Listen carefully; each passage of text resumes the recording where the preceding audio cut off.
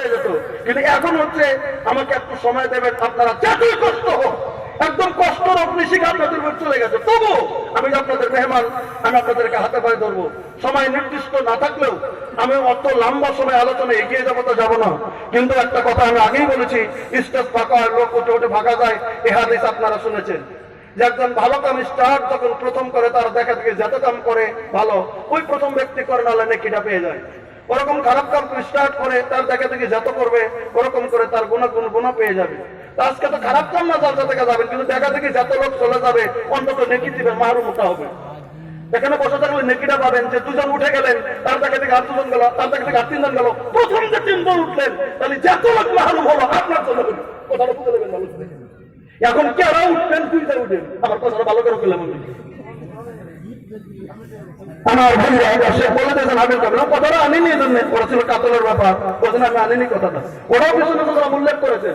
পৃথিবীতে যত মানুষ মার্ডার করবে, এটা হাদিসের একদম ডাইরেক্ট এবার হচ্ছে, যত মানুষ পৃথিবীতে মার্ডার করবে তার কিছু গুনাহ কাবিলের আওতায় যা করবে। ও প্রথম মার্ডার করেছিল, ওই জন্য আমি আপনাদেরকে অনুরোধ করবো, এত করার কথা বলি না, শুধু একটু সময় ধৈর্য ধরুন।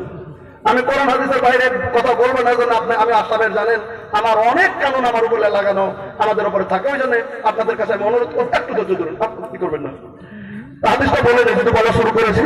আল্লাহ সাল্লাম বলেছেন, তাহলে যদি কেউ আল্লাহর প্রতি ঈমান আনো আর কঠিন কিয়ামতের দিনের প্রতি বিশ্বাস করো, তাহলে মেহমানকে কদর করো, তাহলে মেহমানকে সারা জীবন কদর করে যাবেন। এটা আল্লাহ সাল্লামের কথা। নাম্বার 2, মান কানা ইউমিনু বিল্লাহি ওয়াল ইয়াউমিল আখির ফালা ইউজা জারা।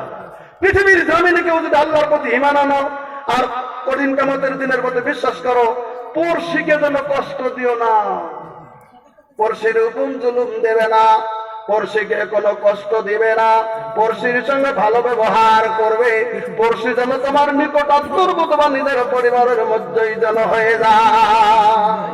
আমাদের জন্য বিশ্বের নবী তিনি কত বেশক্ষণ পৃথিবীর জমিনে পড়শির সন্তুষ্টি করার জন্য, পড়শিকে রাজি খুশি রাখার জন্য আল্লাহ রাব্বুল আলামিনের নবী স্পষ্টকরণ করে দিলেন, তুমি যদি সুন্দর ধনী পরিবার পৃথিবীর জমিনে আর তোমার পাশে পড়শিগুলি যদি গরিব লোক যদি বসবাস করে, আল্লাহ রাব্বুল আলামিনের নবী বললেন, তুমি যদি বাড়িতে রান্না করবে, ভাত তো হয়তো সবার বাড়িতে হবে, ভালো তরকারি সবার বাড়িতে সব দিন হয় না, তুমি যে আঞ্জা তরকারিটা রান্না করবে, আল্লাহ রাব্বুল আলামিনের নবী বলেন, তুমি তরকারিদের ভিতরে একটু পানি বেশি করে, ঝোল বেশি করে দিও, ঝোল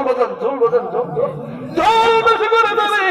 তুমি যদি তোমার মাংসের টুকরাটা, তুমি মাছের টুকরাটা যদি তুমি পড়শিকে দিতে না চাও, অন্তত একটু ঝোল ওই গরিব পড়শিদের বাড়িতে তুমি পৌঁছে দিও, আল্লাহ রাব্বুল আলামিন তোমার প্রতি রাজি খুশি হয়ে যাবে। একবার সুবহানাল্লাহ বলেন।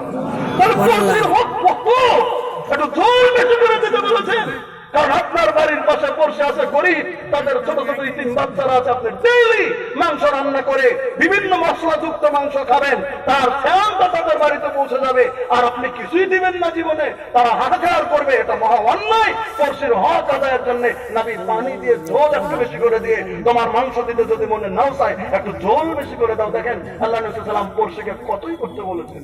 বলেন আল্লাহ সাল্লাল্লাহু আলাইহি ওয়াসাল্লাম বলেন, কেউ যদি আল্লাহর প্রতি বিশ্বাস করো, কঠিন কিয়ামতের দিনকে বিশ্বাস করো, আলা ইউজা জারা, পড়শিকে কষ্ট দিও না, পড়শির সঙ্গে তুমি ভালো ব্যবহার করবে, পড়শিকে তুমি নিকটতম মনে জমিনের ভিতরে করবে। আজকে তো পৃথিবীর জমিনে পড়শির সঙ্গে ঝগড়া বিবাদ পৃথিবীর জমিনের ভিতরে অজস্র হচ্ছে, খালি পড়শির সাথে কেন বাপ বেটা ঝগড়া হচ্ছে, চাচা ভাতিজা ঝগড়া হচ্ছে, ভাইয়া ভাইয়া ঝগড়া হচ্ছে, গ্রামে গ্রামে ঝগড়া হচ্ছে, সত্যিনে ঝগড়া হচ্ছে, শাশুড়ি বৌমা ঝগড়া, আপনাদেরকে দেখেন শাশুড়ি বৌমা কোনো ঝগড়া হয় না, কোন জেলা? মুর্শিদাবাদ জেলা, তাই তো? শাশুড়ি বৌমা ঝগড়া হয়, স্বামী স্ত্রী কিছু কিছু হয়, কোন সময় স্বামী স্ত্রী কিছু কিছু ঝগড়া হয়। আল্লাহ রাব্বুল আলামিনের নবী বলেন, মামুন শুনে নেন, খালি আপনাদের একটা কথা খালি ভূমিকাতে বলে যাচ্ছে, একটা খালি খেয়াল করে যাচ্ছে। আমার মামুন আল্লাহ রাব্বুল আলামিনের নবী বলেছেন হাদিস বুখারীতে প্রথম খণ্ডে একবারে প্রথম দিকে দিল্লিটা বন্ধের সাবল 9 নম্বর পৃষ্ঠা আনা হয়েছে। আল্লাহ রাব্বুল আলামিনের নবী বলেন, উরিতুন নারা আকসারু আহলিহা নিসা, বুখারী প্রথম খণ্ড 4 নম্বর 9 প্রথম দিকে আল্লাহ রাব্বুল আলামিন বললেন, সাহাবীরা শুনে নাও, আমি নবী, আমাকে দেখানো হয়েছে জাহান্নামের ভিতরে যখন নজর করেছিলাম, আমি দেখছিলাম জাহান্নামের ভিতরে মহিলাদের সংখ্যা বেশি।